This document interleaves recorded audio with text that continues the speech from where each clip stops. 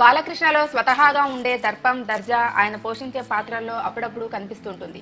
కొన్ని పాత్రలు చేయాలంటే బాలకృష్ణ తప్ప ఇంకొకరు లేరు అనేంతగా ఆయన వాటిలో జీవిస్తుంటారు.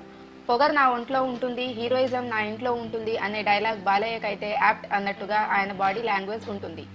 అయితే బాలయ్యను రౌద్రపూరిత పాత్రల్లో చూపించారు, కానీ ఆయనలోని యారగెన్స్ని పూర్తి స్థాయిలో ఎక్స్‌ప్లాయిట్ చేసిన వాళ్ళెవరూ లేరు. పూరి జగన్నాథ్ హీరోలంటేనే యారగెన్స్ కి కేర్ ఆఫ్ అడ్రస్ లా ఉంటారు. అమితాబ్ బచ్చన్ ని 7-10 వయసులో కూడా పూరి జగన్నాథ్ తనదైన శైలిలో చూపించి మార్కులు కొట్టేశాడు. అదేవిధంగా బాలకృష్ణతో చేస్తున్న చిత్రంలోనూ ఆయన్ని తనదైన రీతిలో చూపించడానికి పూరి జగన్నాథ్ సమాయత్తమవుతున్నాడు. తన హీరో పాత్ర ఎలా ఉంటుంది, డైలాగులు ఎలాగుంటాయి అనేది చెప్పిన వెంటనే పూరికి బాలకృష్ణ గ్రీన్ సిగ్నల్ ఇచ్చేశారట. తనని ఇంతవరకు ఎవరూ ఈ విధంగా ప్రజెంట్ చేయలేదంటూ గో అహెడ్ అనేశారట. ఈ చిత్రం తీసే విషయంలో పూరికి పూర్తి స్వేచ్ఛ ఇచ్చారని, ఆర్టిస్టుల నుంచి టెక్నీషియన్ల వరకు పూరినే సెలెక్ట్ చేసుకోవచ్చునని, అన్ని సిద్ధమయ్యాక షూటింగ్ ఎప్పుడు మొదలు పెట్టేది చెబితే చాలని బాలయ్య చెప్పారట.